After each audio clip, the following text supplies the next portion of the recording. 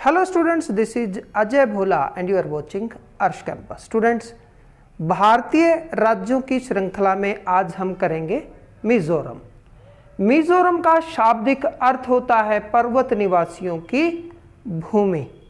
मिजोरम का शाब्दिक अर्थ है, इस वर्ड का मीनिंग है पर्वत निवासियों की भूमि। मिजो शब्द के विषय में इसकी उत्पत्ति कहाँ से हुई, इसका कोई पर्याप्त प्रमाण नहीं है, इसकी कोई पर्याप्त जानकारी नहीं है। भारत जब आज़ाद हुआ तो उस समय से ही मिजोरम का लुसाई पर्वतीय क्षेत्र जो था वो आसाम का एक जिला था। आज़ादी के समय से लेकर और जब तक इसको यूटी बनाया गया तो इसका एक एरिया, आधा जो मिजोरम है वो लुसाई पर्वतीय जो क्षेत्र है वह असम में, और इसका साउथ का यानी कि दक्षिण का एरिया जो है वो बंगाल में था। तो कई बार इस पूरे मिजोरम के एरिया के लोगों ने कई बार देश से इंडिपेंडेंस स्वतंत्रता के लिए कई बार संघर्ष किया और लगातार यह एरिया सेंसिटिव बना रहा। और 1 मार्च 1966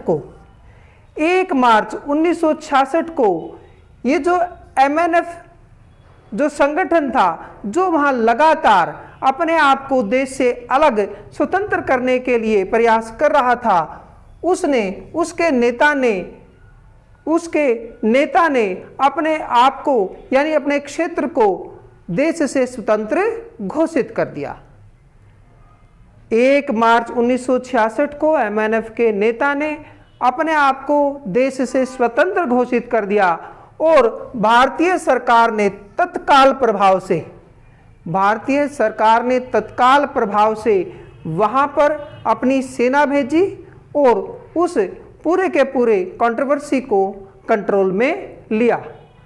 और 21 जनवरी 1972 को इसे केंद्र शासित प्रदेश घोषित कर दिया, यूनियन टेरिटरी घोषित कर दी। और उसके लगभग 15 सालों बाद 20 फरवरी 1987 को इसको पूर्ण राज्य का दर्जा दिया गया। 20 फरवरी 1987 को इसको स्टेटहुड यानी कि पूर्ण राज्य का दर्जा दिया गया और उसके बाद निरंतर यह भारत का अभिन्न अंग है। इसमें औद्योगिक जो क्षेत्र है वो बिल्कुल ना के बराबर है। यह एरिया बिल्कुल औद्योगिक विहीन है, अति पिछड़ा है। यहाँ पर खेती जो है लगातार पूरे वर्ष बरसात होती रहती है। पहाड़ी एरिया है, वहाँ पर खेती भी बहुत कम होती है और वहाँ पर पूरे साल एक ही फसल होती है।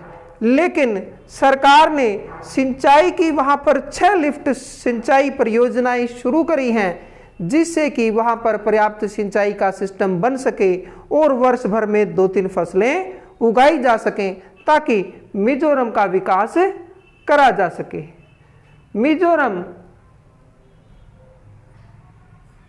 मिजोरम में औद्योगिक इकाइयां जो हैं, औद्योगिक काम धंधे जो हैं वो बांस का उद्योग यहाँ पर स्थापित है, क्योंकि पहाड़ी क्षेत्र में बांस भरपूर होता है और वहाँ पर बांस, हथकरघा और इमारती लकड़ी का कारोबार बहुत होता है।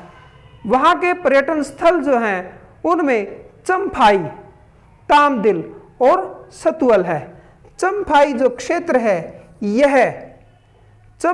क्षेत्र है यह म्यांमार के बिल्कुल लगता हुआ क्षेत्र बहुत ही मनोरम क्षेत्र है और यहाँ पर पूरे देश का विदेशों से भी लाखों सैलानी सैर करने आते हैं। यहाँ पर चपचार, मेमकुट और क्रिसमस त्योहार मनाए जाते हैं, क्योंकि इस एरिया की बहुतायत संख्या ईसाइयों की है, क्रिश्चियंस की है, इसलिए यहाँ पर क्रिसमस त्योहार भी मनाया जाता है। पूरा का पूरा मिजोरम जो है अभी तक आपस में सड़कों से जुड़ा हुआ नहीं है, क्योंकि पहाड़ी क्षेत्र है और वहाँ पर सड़क बनाना इतना आसान भी नहीं है, और इस क्षेत्र में पर्याप्त रेल परिवहन भी नहीं है। यहाँ पर भारत सरकार का BRO डिपार्टमेंट यानी कि सड़क सीमा संगठन और प्रधानमंत्री सड़क योजना यहाँ पर बहुत ही तीव्र गति से सड़कें बनाने का कार्य कर रहे हैं, ताकि पूरे के पूरे मिजोरम को आपस में तथा इसको पूरे देश के साथ कनेक्ट करा जा सके। तो जो हमारा जो मिजोरम है, यह इसकी राजधानी आइजोल है। गठन हम पहले बात कर ही चुके हैं। 21 जनवरी 1972 को इसे यूटी और फिर 20 फरवरी 1987 को इसको पूर्ण राज्य का दर्जा दिया गया। राजधानी आइजोल है। इसका क्षेत्रफल यानी कि टोटल एरिया 21,081 स्क्वायर किलोमीटर है। ये बहुत ही छोटा स्टेट है और केवल 8 जिले हैं। इसकी भाषा मिजो, अंग्रेजी और हिंदी है। मिजो जनजाति के लोग ज़्यादातर मिजो और अंग्रेजी, अधिकतर लोग यहाँ पर ईसाई हैं, तो ईसाई लोग अंग्रेजी का भी काफ़ी प्रयोग करते हैं, और छोटे-छोटे एरिया में, थोड़े से एरिया में हिंदी भी बोली जाती है।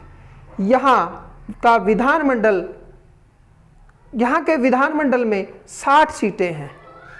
राज्यसभा तथा लोकसभा दोनों की एक एक सीट है। यहाँ का राजकीय पुष्प फूल रेड वांडा है।